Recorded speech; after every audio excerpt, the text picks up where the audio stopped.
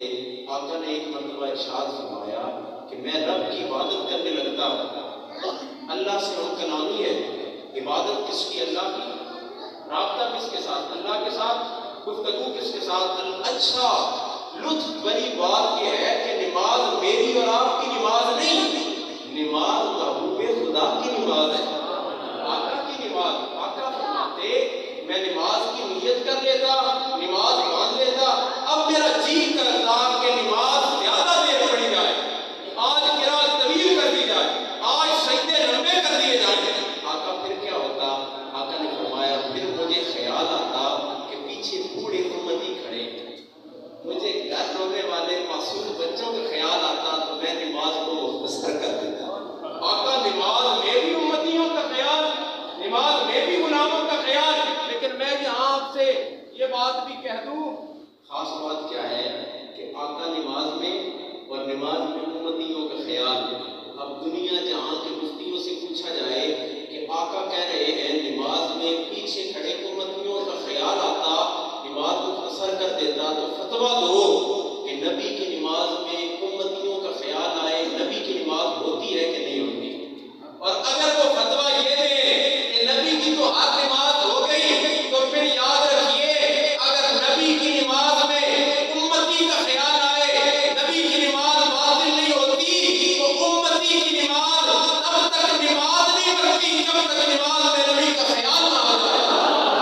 سر کو جھکایا کریں اور ہر نماز کی ہر رکعت کے ہر سجدے میں میلاد والے سجدے کو یاد کیا کریں۔ ایمان والوں پھر بڑی لطف بڑی بات ہے، آقا نے کہا سر سجدے میں رکھ کے ربی ابلی امتی، باری تعالیٰ امت کی بخشش ہو جائے، امت میرے حوالے ہو جائے۔ رب آج رحمان بھی ہے، نہیں بھی ہے، لیکن بروز حشر کے بارے میں بتایا گیا کہ رب جبار ہوگا، قہار ہوگا، لیکن آقا نے فرمایا باری تعالیٰ اس دن جب تو جبار قہار ہوگا، امت بڑی پریشان ہوگی، تو میں امت تیرے حوالے کیا کروں؟ تو مجھ پہ عنایت کر، میری امت میرے حوالے کر دے، میں جاؤں میری امت جانے۔ آپ کیا سمجھتے ہیں جب معاملہ آقا کے حوالے ہوگا تو امت دوزخ میں ڈالی جائے گی؟ نہیں نہیں، امت کو جنت میں پہنچایا جائے گا۔ حضرت انس رضی اللہ تعالیٰ عنہ نے مسئلہ آسان کر دیا۔ ایمان والوں یہ لطف بڑی روایت ہے، میں طوالت سے بچتے ہوئے فقط اشارہ کرتے ہوئے گزر جاؤں۔ حضرت انس نے پوچھا آقا یہاں دنیا میں آنکھوں کے سامنے چہرہ بدبوا رہتا، ہر وقت دیدار کرتے ہیں، دل کو ٹھنڈک پہنچاتے ہیں، میدان حشر میں آپ کہاں ملیں گے؟ آقا نے کہا انس مجھے ڈھونڈنا چاہتے ہو، میری تمہاری ملاقات پل صراط پہ ہو سکتی ہے۔ آپ کو علماء نے بتایا ہوگا پل صراط بال سے زیادہ باریک ہے، تلوار سے زیادہ تیز ہے، پار جانا بڑا مشکل ہے۔ آقا کے پل پہ کھڑے ہو کے کیا کر رہے ہوں گے؟ فقط امتیوں کو پکڑ پکڑ کے پل سے پار لگا رہے ہوں گے۔ جس کو آقا نے پل سے پار لگانا ہے اس کے لیے تو مشکل کوئی نہیں ہے۔ تو یہ بھی آپ علماء سے سنتے رہتے ہیں آخرت کے بارے میں، ظاہر علماء کی یہ ذمہ داری ہے، یہ انہوں نے جہاں ترغیب کی روایت بیان کرنی ہوتی ہے وہاں ترغیب کی بھی بیان کرنی ہوتی ہے، تو یہ ان کا مقصد ہے اور یہ لازم ہے ان پہ یہ باتیں بیان کرتے رہتے ہیں۔ سورج سوا لیتے پہ ہوگا، زمین تانبے کی طرح تک رہی ہوگی، ابھی سورج کی پشت ہے، اس دن سورج کا چہرہ ہوگا، ہر بندہ اپنے اپنے گناہوں کے مطابق اپنے پسینے میں ڈوبا ہوا ہوگا۔ اچھا اب ایک سوال ہے، اس وقت جب امت پیاسی ہوگی کیا ہوگا؟ آقا نے کہا انس پریشان نہ ہو، میری تمہاری ملاقات حوض کوثر پہ ہو سکتی ہے۔ پسینے میں شرابور امت اب جب کچھ پینا چاہتی ہے تو آقا حوض کوثر پہ ملیں گے، تو آقا کیا کر رہے ہوں گے؟ امتیوں کو بھر بھر کے جام پلا رہے ہوں گے۔ میں آپ فرمان نہ جائیں، آخری عمل ہے اور اس کے بعد کچھ بھی نہیں، کیا ہونا ہے؟ پلڑا لگ جانا، آماد بھرے جانے، نیکیاں بھی ہیں برائیاں بھی ہیں۔ میں اور آپ اگر اپنی ابتدا سے لے کے انتہا تک دیکھتے ہیں تو پتہ چلتا ہے یار بخشش بڑی مشکل ہے، لیکن آقا نے کہا انس پریشان نہیں ہونا، میری تمہاری ملاقات میزان پہ ہو سکتی ہے۔ آقا میدان پہ کیا کر رہے ہوں گے؟ فقط امتیوں کے نیکیوں والے پلڑوں کو باری کر رہے ہیں، میری اور آپ کے لیے پریشانی کوئی۔ آقا نے کہا سنو آخرت میں سارے انبیاء نور کے ممبروں پہ جلوہ افروز ہوں گے، لیکن ایک ممبر خالی ہوگا۔ آقا کس کا ممبر خالی ہوگا؟ فرمایا میرا ممبر خالی ہوگا۔ آقا سجدے میں رکھ کے امت کی بخشش کی دعا کرنا ہوگا. طویل روایت ہے، علماء آپ کو سناتے رہتے ہیں، میں فقط اشارہ کروں. حضرت آدم صفی اللہ علیہ السلام سے لے کے حضرت عیسیٰ روح اللہ علیہ السلام تک ساری امتیں، سارے انبیاء، سارے رسولوں کے پاس جائیں گی، دعا ہو جائے، التجا ہو جائے، بخشش کا اعلان ہو جائے. ہر نبی کہے گا اذهبوا الی غیری، اذهبوا الی غیری، کسی اور کے پاس چلے جاؤ، کسی اور کے پاس چلے جاؤ. لیکن حضرت عیسیٰ علیہ السلام کہیں گے کسی اور کے پاس نہیں، دنیا میں بھی نام بتایا تھا، اب بھی رستہ دکھا رہا ہوں، جاؤ احمد مجتبیٰ کے پاس چلے جاؤ. کوئی بھی نہیں سنبھال سکتے. آقا نے کہا ساری امتیں میرے پاس آئیں گی، میں سر سجدے میں رکھ دوں گا، امت کی بخشش کی دعا کروں گا. تو پھر جب دعا آقا مانگیں گے تو پھر اللہ رب العزت نے امت کے ساتھ کیا معاملہ کرنا ہے میں اور آپ بخوبی جانتے ہیں، میں بتا نہیں سکتا. لیکن ایمان والو، یہ سبق ہے آج کی اس محفل کا کہ آقا وفا کرتے رہے. دیکھیں میری کیا حیثیت ہے، میری کیا وقت ہے، میری کیا اوقات ہے، لیکن آقا ساری زندگی امتی امتی لب پہ جاری رہا، امتی تیری قسمت پہ لاکھ سلام. ہماری حیثیت ہی کوئی نہیں. آقا ساری زندگی مجھے یاد کرتے رہے. اگر آقا ساری امت کو یاد کرتے رہے تو آقا ساری زندگی آپ کو یاد کرتے رہے. اور اگر آقا آپ کو اور مجھے یاد کرتے رہے تو کیا مجھ پہ اور آپ پہ لازم نہیں کہ ساری زندگی آقا کو یاد کرتے رہے؟ آقا کے ساتھ بتاؤ، یہ بڑا خاص جملہ کہ آقا ساری زندگی ہم سے وفا کرتے رہے، اور ہم اگر آقا کے ساتھ وفا نہ کر سکیں پھر یہ کمال ہے.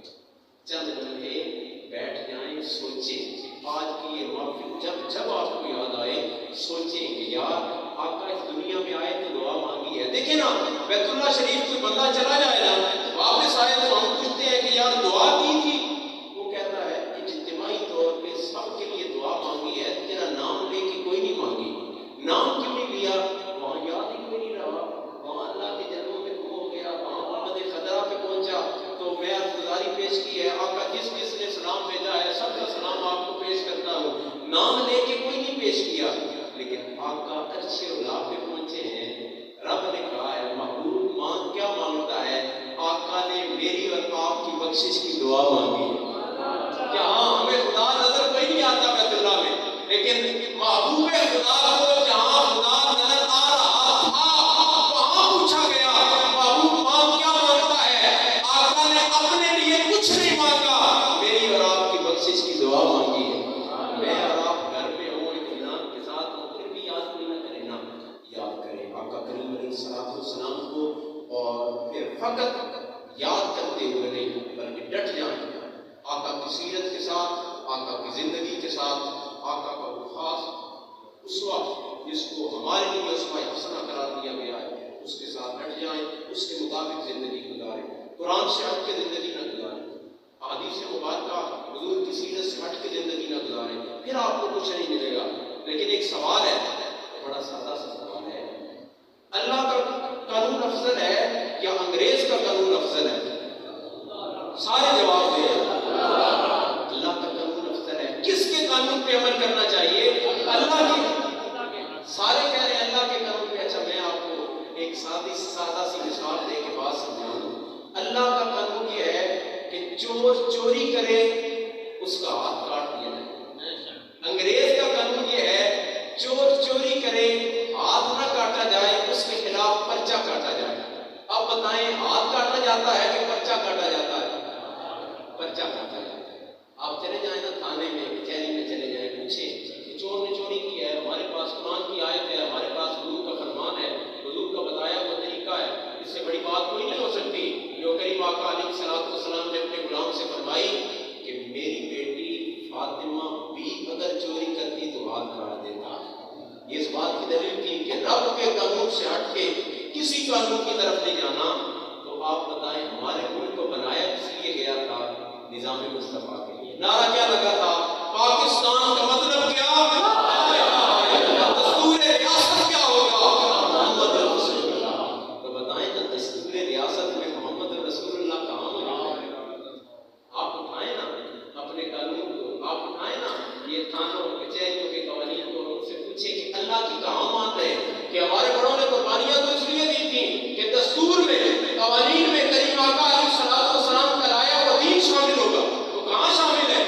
پتہ چلتا ہے کہ آج 75 سال ہو گئے، اور میں 75 سال ہو گئے، میں ایک بڑی خاص بات آپ کو بتانے لگا ہوں، شاید آپ نے ابھی تک وہ نوٹ دیکھا ہے کہ نہیں دیکھا، ابھی 75 سال بننے کے بعد ایک نوٹ بنا ہے، پہلے ایک عبارت نوٹوں پہ لکھی جاتی تھی کہ رزق حلال ہے، عبادت ہے، 75 سال گزرنے کے بعد جو نوٹ بنا ہے اس کے اوپر سے کوئی عبادت مٹا دی گئی ہے۔ انہیں پتا ہے نہ ہم حلال کماتے ہیں نہ کوئی اور کسی کو کمانے دیتے ہیں، تو عبادت لکھنے کا کیا مقصد ہے؟ ایمان والوں، ہمیں کسی غلط طریقے کی طرف لے جایا جا رہا ہے۔ اب بھی اگر ہم آنکھیں نہیں کھولیں گے تو ہماری نسلیں تباہ و برباد ہو جائیں گی۔ آپ نے مسجد میں بیٹھ کے کہا کہ اللہ کا قانون افضل ہے، آپ نے مسجد میں بیٹھ کے کہا اللہ کے قانون پہ عمل ہونا چاہیے، لیکن جب ہم باہر چلے جاتے ہیں پھر اللہ کے قانون پہ عمل ہوتا۔ اچھا ایک بات ہے، ہمارے لوگ ڈر جاتے ہیں، یار کہ آپ کاٹے جائیں گے، صاحب آپ کا نہیں کاٹا جائے گا، چور کا کاٹا جائے گا، پھر ایک بڑی برکت ملتی ہے۔ آپ اندازہ کریں، یہ گریالہ آپ کے گاؤں کا نام ہے، یہاں آپ کے گاؤں میں ایک بندہ ایسا ہو کہ جس کا ہاتھ کٹا ہوا ہو اور آپ کو پتا ہو ہاتھ کس لیے کاٹا گیا تھا، کس نے چوری کی تھی، آپ کیا سمجھتے ہیں علاقے کا کوئی اور بندہ چوری کرے گا؟ نہیں، اسے پتا ہوگا میرا ہاتھ کا بندہ شرمسار ہو جاتا، جس کا ہاتھ چوری کی وجہ سے کٹا ہو اس کو تو اپنے بچے اپنے پاس بٹھانے سے انکار کر دیتے ہیں، بھائی دھکے دے کے گھر سے نکال دیتے ہیں، معاشرے والے علاقے سے نکال دیتے ہیں کہ سارے معاشرے میں ہماری ناک کٹوائی ہے، تیرا ہاتھ کٹا ہے اور چوری کی وجہ سے کٹا ہے۔ اگر ایک ہاتھ کٹ جائے تو سارا علاقہ سمجھ جاتا ہے، تو اگر پورے پاکستان میں ایک دو کہ اللہ کے قانون کے مطابق کاٹ لیے جائیں تو پورا پاکستان نہ سمجھ جائے۔ آئے روز میں اور آپ سنتے نہیں رہتے فلاں کیس میں بری ہو گیا، فلاں کیس میں بری ہو گیا، یہ چند دن کی جو قید انگریز کے قانون کے مطابق ہے اور چند ٹکے جرمانہ ہے، اس سے جب تک آپ نکلیں گے نہیں آپ کا ملک نہیں سنورے گا۔ اور یقین کریں بروز حشر ہمارے بڑے جنہوں نے پاکستان بنایا تھا ہمارے گریبانوں کو پکڑیں گے کہ ہم نے کس لیے پاکستان بنایا تھا اور کس طرح سے چلیں گے۔ دیکھیں ایک رونا روتے ہیں میں اور آپ کہ بڑی مشکل ہے، بڑی مہنگائی ہے، یہ چیز بڑی مہنگی ہو گئی، یہ چیز بڑی مہنگی ہو گئی، یہ بات سمجھ میں آنے لائق ہے۔ اور دوسری طرف ہم کہتے ہیں معیشت بہتر ہو جائے، معیشت مستحکم ہو جائے، ہو جانی چاہیے، لیکن ایک سوال ہے اللہ سے جنگ کر کے معیشت بہتر کی جا سکتی ہے؟ نہیں۔ حضور سے جنگ کر کے معیشت بہتر کی جا سکتی ہے؟ نہیں۔ میں آپ کو بتاؤں گا سود اللہ کے رسول کے خلاف اعلانیہ جنگ ہے۔ ہم اللہ کے رسول سے جنگ کر کے کہہ رہے ہیں معیشت بہتر ہو جائے گی، معیشت مستحکم ہو جائے گی، یہ کبھی نہیں۔ خدارا واپس آئیں اللہ کے قانون کی طرف، حضور کے فرمان کی طرف، رب کے قرآن کی طرف، کریم آقا علیہ السلام کی سیرت کی طرف۔ آپ اگر نہیں آئیں گے تو آپ کی آنے والی نسلیں تباہ و برباد ہو۔ میں اس قانون کی طرف نہیں جانا چاہتا جو پچھلے دنوں بنایا گیا، آپ علماء سے سن چکے ہوں گے اور سوشل میڈیا پہ مجھ سے زیادہ آپ ایکٹیو رہتے ہوں گے، اور آپ کو بخوبی پتہ ہوگا وہ قانون کیسا بنا ہے اور اس کے کیسے کیسے نقصانات ہیں۔ یہ قانون بنائے جاتے رہیں گے اور کریم آقا علیہ السلام کی سیرت کو پس پش ڈالا جاتا رہے گا، آپ کی آنے والی نسلوں کو تباہ و برباد کر دیا جائے گا۔ ضرورت اس عمل کی ہے واپس آ جائیں۔ میں آپ کو بتاؤں طرح طرح کے نعرے آپ کو ملیں گے، ابھی چند دن ہے یہ ڈگڈگی بجائی جائے گی اور پتہ نہیں بندہ کہاں سے کہاں بھاگ جاتا ہے، لیکن میں آپ کو بتاؤں یار اس دفعہ آپ نے ایمان کا سودا گندی گلی پہ نہیں کرنا، اس دفعہ آپ نے ایمان کا سودا گندی نالی پہ نہیں کرنا، گندی سڑک پہ۔ میں آپ کو بتاؤں شاہ احمد نورانی صاحب کے بعد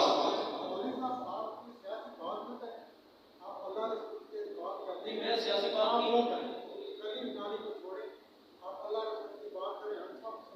آپ بیٹھیں میں آپ کو بتا رہا ہوں، یہ ہے ہماری اصلیت، ہمیں غلام بنا دیا گیا، یہ ہے اصل بات۔ دیکھیں نا رب کے قانون کی طرف میں ان صاحب سے اگر سوال کروں کہ یہ بتائیں کہ کیا جو حکومت اب چل رہی ہے یہ چور کا ہاتھ کاٹنے دے گی؟ نہیں۔ یہ جو اب حکومت ہے اس کا سود کے خلاف ایک بیان لا کے دکھائیں، لا سکتے ہیں؟ نہیں۔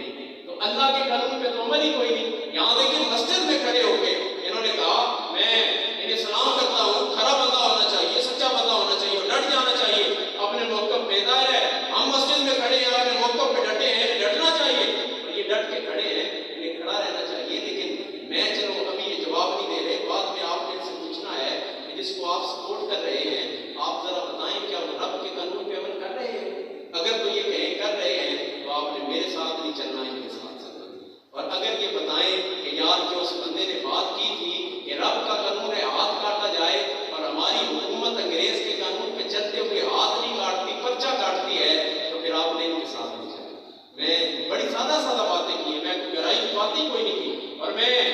کو بتاؤں یہ بڑی باتیں ہیں، یہ چلے چھوڑے، میں گلی کی بات نہیں کرتا، میں آپ سے نالی کی بات نہیں کرتا، میں آپ سے سڑک میٹر اور ٹرانسفارمر کی بات نہیں کرتا، لیکن میں آپ کو بتانا چاہتا ہوں زندگی کا مقصد آخرت کی بہتری ہے۔ کوئی لیڈر اٹھائے جو آپ کو کہے وفا آقا سے کر، میرے ساتھ چل، آخرت بہتر ہوگی۔ ایک مرد کلندر اٹھا ہے، اس نے کہا وفا کرنا تیرا کام ہے، ہم سوئے حشر چلیں گے شاید قرار کے ساتھ۔ اور قافلہ ہو کر وہاں قافلہ ایسا یہ بات کوئی عام بندہ نہیں کہہ سکتا۔ میں تو مر گیا تو مجھے آخرت کے بارے میں پتہ کوئی نہیں۔ ایک مرد مجاہد تھا جو آیا اور اس نے ڈٹ کے کہا 100 سال بعد بھی میری قبر پہ کھڑے ہو کے لبیک کی صدا لگانا، قبر کے اندر سے لبیک کہہ کے جواب دو۔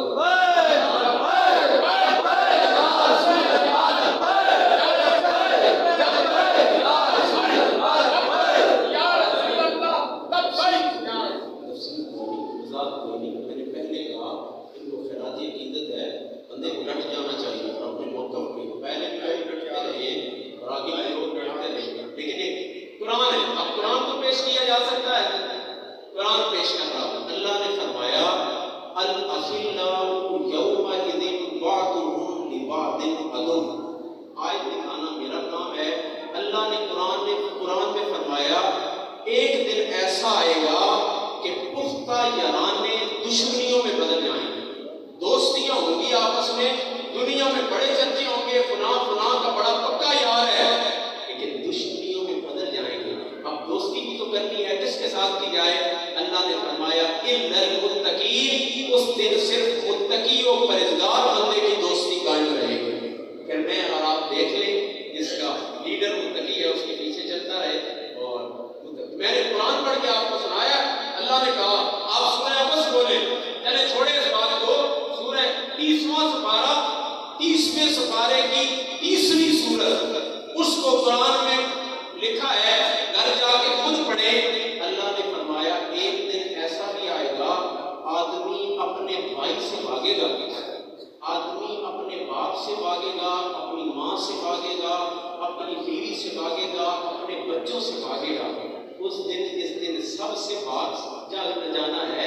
اس دن کام کس نے آنا ہے؟ مدینے والے تاجدار نے کام آنا۔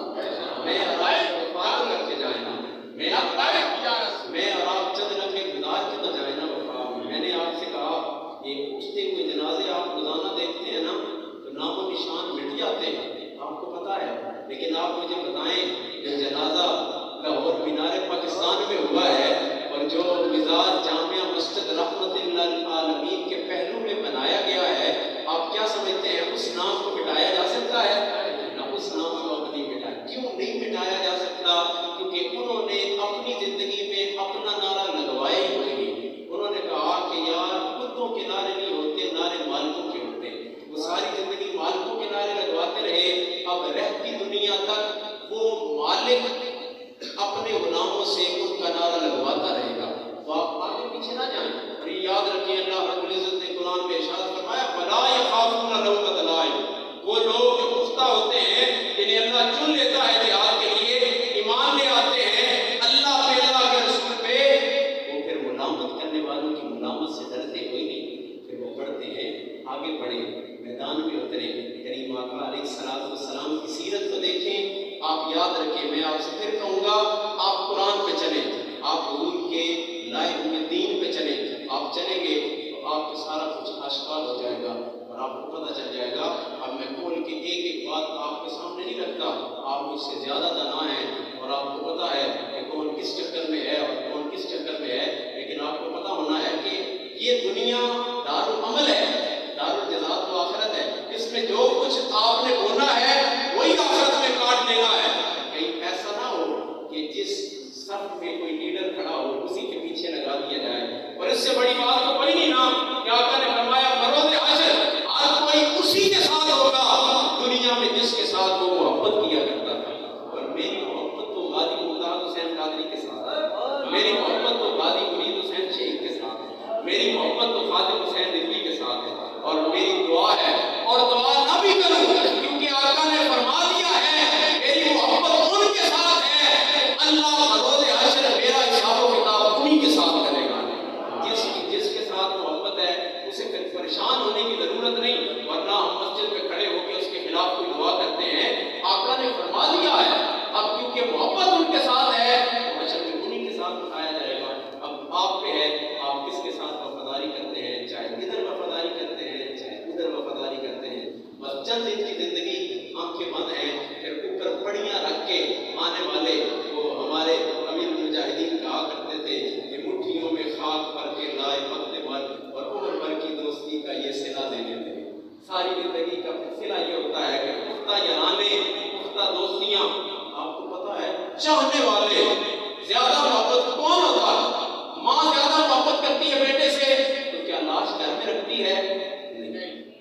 باپ زیادہ محبت کرتا ہے کیا میت گھر میں رکھتا ہے؟ نہیں۔ بیٹے اپنے ماں باپ سے زیادہ محبت کرتے ہوں گے تو کیا لاش گھر میں رکھتے ہیں؟ نہیں، دفنا کے آ جاتے ہیں۔ میں آپ کو بتاؤں معاشرہ، ہم ایسے معاشرے میں رہ رہے ہیں کہ جانے والے کی خبر کوئی نہیں ہوتی، پیچھے رہ جانے والوں کو کھانا کھلانے کی خبر ہوتی ہے۔